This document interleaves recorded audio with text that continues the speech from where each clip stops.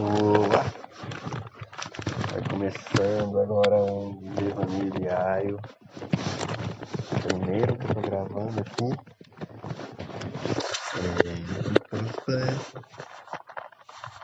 Falando de alguns pensamentos que vêm pela minha cabeça enquanto eu faço alguma atividade simples.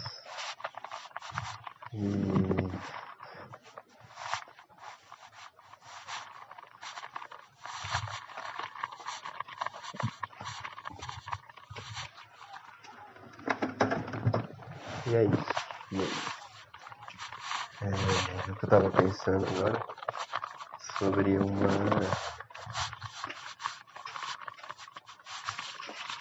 Na verdade, eu esqueci o pensamento que eu tava pensando.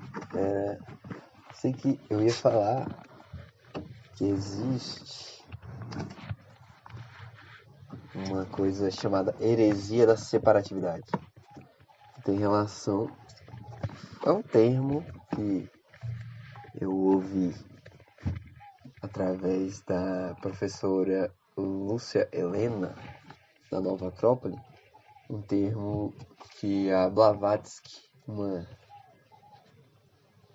proeminente ocultista, estudiosa russa, que ela fala sobre isso, né? Essa heresia da separatividade, uma coisa de que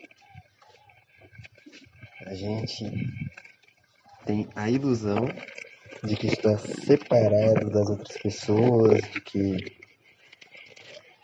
estamos separados do mundo, da natureza, que existe de fato uma separação entre uma coisa e outra. Então, será que existe? Será se não existe? Né? Existe sim uma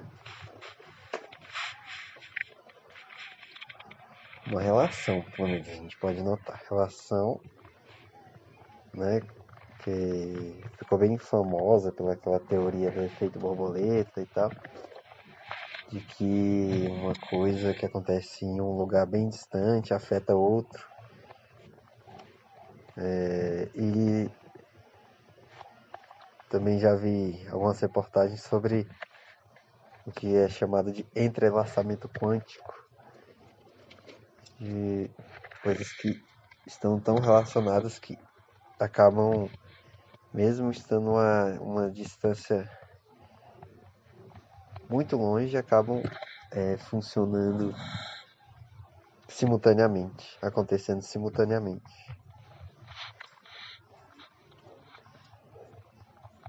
Então todas essas coisas dão esse indício, né, de que de fato tudo está conectado mesmo. A gente que não percebe, né? E como é que a gente poderia perceber isso? Buscando exercitar o nosso lado coletivo. Não, né, segundo essa visão, não estaria separado do lado individual. Mas a gente atua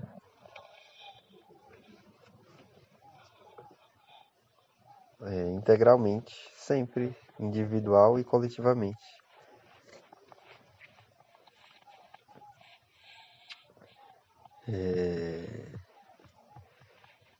Mas, no fim das contas, é o que eu estava querendo dizer exatamente, eu não lembro.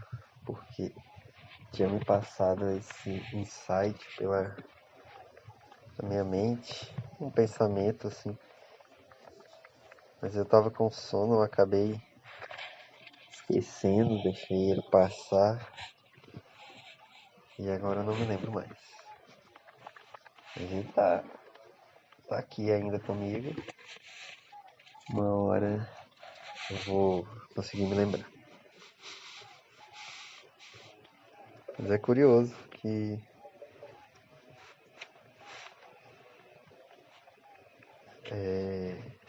isso aconteça, né? Se era algo que me pareceu importante naquele momento, por que eu deixei escapar?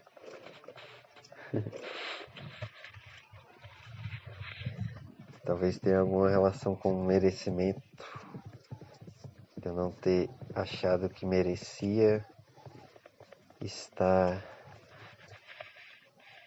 receber, né, esse ensinamento, essa instrução.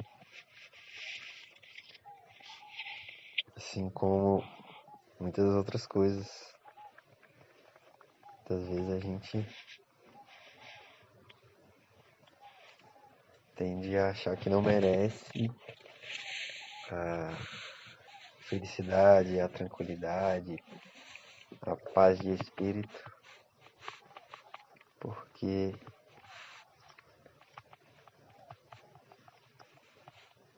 simplesmente isso parece ser muito algo que está sempre relacionado com o futuro, ou algo que você precisa de um investimento muito grande. Mas no fim das contas as coisas estão aí, né? Tem gente que consegue ser feliz com muito pouco, tá tranquilo, percebendo de fato aquilo que é, aquilo que precisa ser. E aí tem uma música que eu acho bem legal que fala um pouco sobre isso, que é Tudo nos é dado, só nos falta fé, do Mato Seco. A gente conseguir de fato se estabelecer nesses valores, nessa firmeza, nessa fortaleza.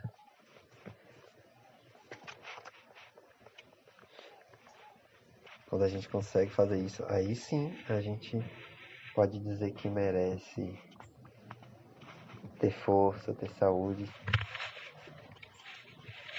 porque o merecimento não se compra, né? O merecimento é simplesmente algo que a gente consegue produzir mesmo a partir da nossa disciplina, da nossa vida diária, da compreensão que temos sobre esses fenômenos que nos acontecem.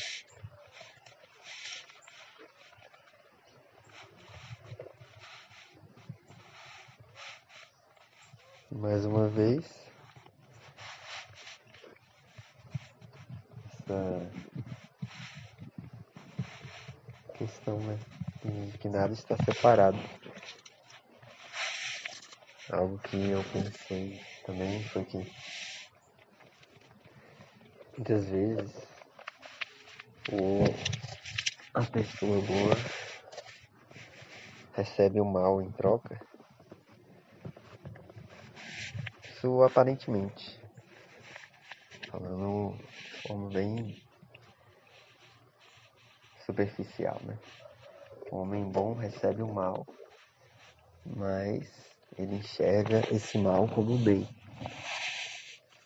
Por exemplo, né?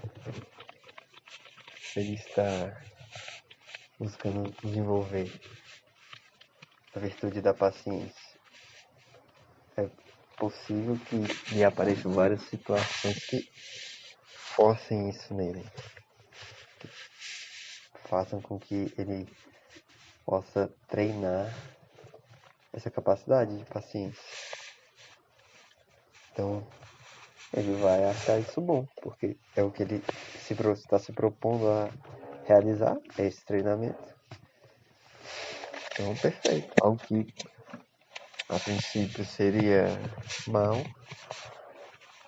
é extremamente bom, extremamente útil. Vai fazer com que ele consiga se fortalecer nessa disciplina cada vez mais.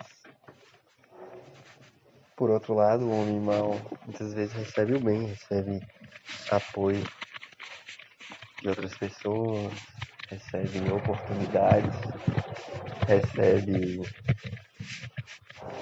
força mesmo para trabalhar,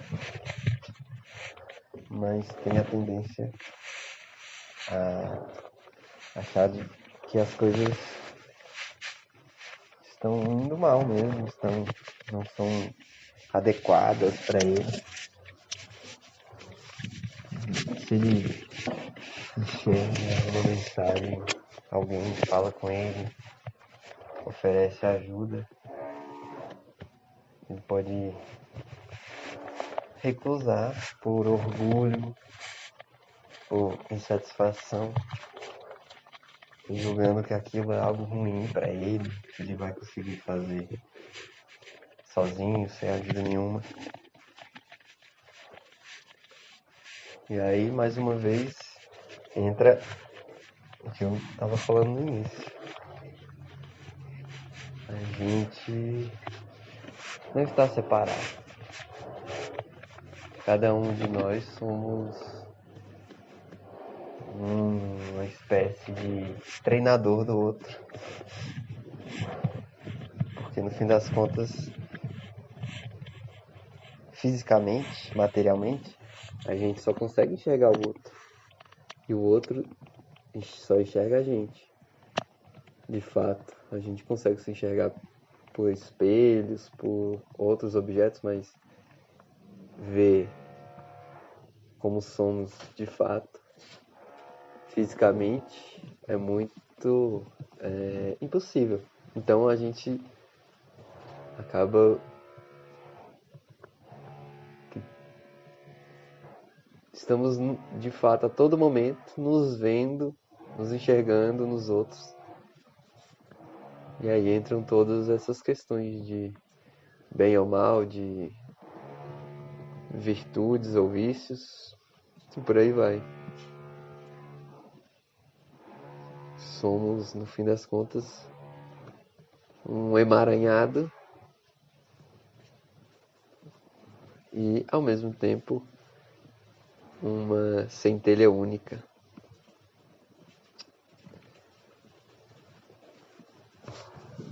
É isso. Esse foi o devaneio diário de hoje. Primeiro, espero que tenham gostado. Comentem aí. E até a próxima.